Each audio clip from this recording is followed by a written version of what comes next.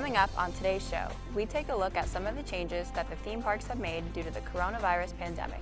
Stay tuned. You're watching ROR TV.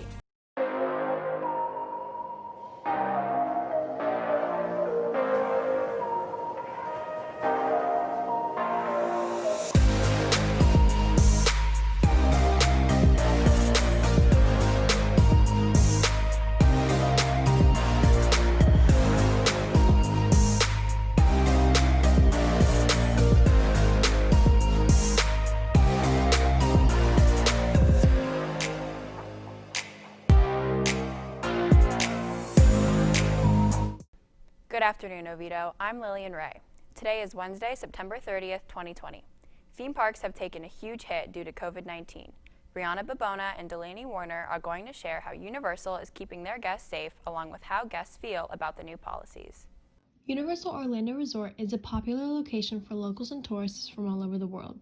It is home to 8 on-site hotels, an entertainment and shopping center known as City Walk, and 3 theme parks, Islands of Adventure, Universal Studios, and Volcano Bay.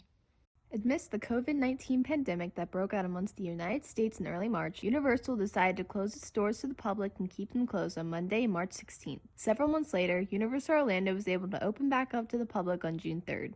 Many precautions have been put in place to ensure the safety of park goers. Visitor capacity has been limited at all 3 parks to ensure less crowds.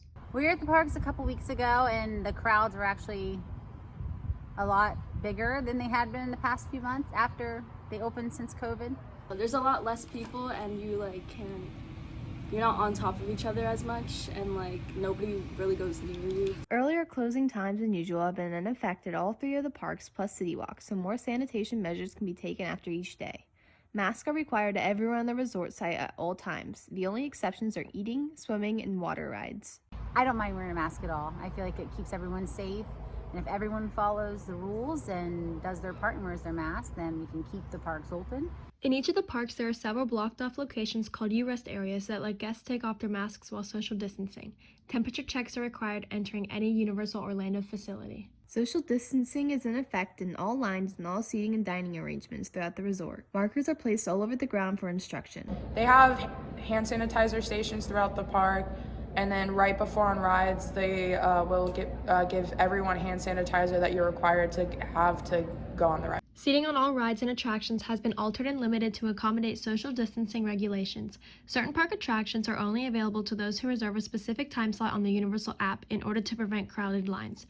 Universal Orlando calls these virtual lines. Contactless payments are put in place where applicable. When you get a drink refill, like the reusable cup, they just hand you what you want in like a throwaway disposable cup, and then that way you can just pour it into your own cup so you're not touching anything.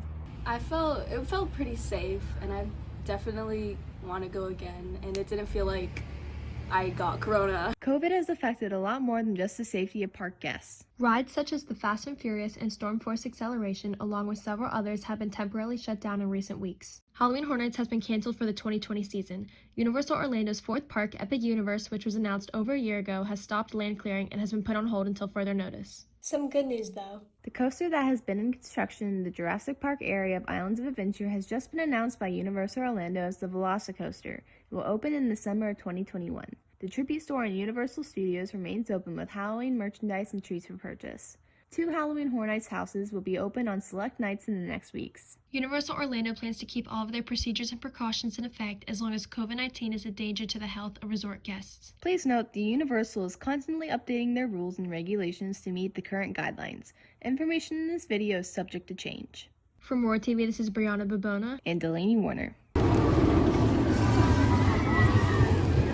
Hey Oviedo, I'm Devin here with the results from last week's student government elections. For the freshman class, you've elected Tal Canistris and Davis Alloway. For the sophomore class, you've elected Marin Rose and Carly O'Donnell.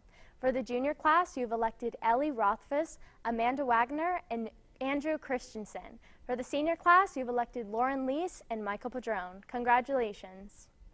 If you are interested in joining Epsilon Nu Gamma but could not attend the meeting, send an email to Mrs. Sudmak. She will answer any questions you have and get you the application form for the chapter. Applications are due by tomorrow, October 1st. Mr. Kapp will be holding the first SECME meeting of the year on today at 1:45 via WebEx. please come by his room 12013 to take a picture of the code and drop off your name and contact information. Mr. Kapp will also be holding an interest meeting for the Dungeons & Dragons Club via WebEx tomorrow, October 1st at 2:45.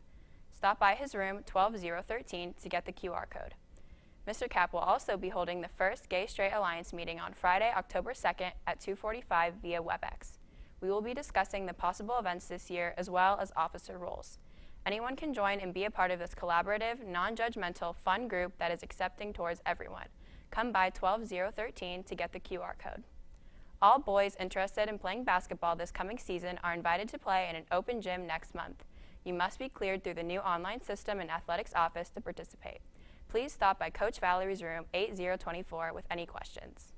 With school restarting and businesses slowly opening back up, the importance of masks is increasing, but not all masks are created equal. Certain types are much more effective than others.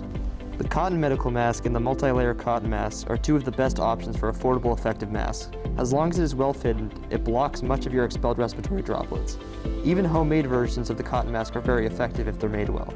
Also, while wearing a mask, remember to make sure it covers your nose and your chin. Bandanas do not work very well on preventing the spread of COVID. This is because it is made of a single thin layer of material that is often open at the bottom. This allows a lot of respiratory droplets to go in and out of the bandana. The neck gaiter, on paper, should work well. It has a tight seal and looks like it could catch most respiratory droplets, but a Duke study has found evidence that gaiter masks transmit droplets further than without a mask. The mask divided respiratory droplets into smaller versions that were more easily carried by the wind. So next time you're purchasing a mask, remember to take their effectiveness into account. That's all we have for you today, Oviedo. Have a great day, and we'll see you back here tomorrow. And as always, go Lions!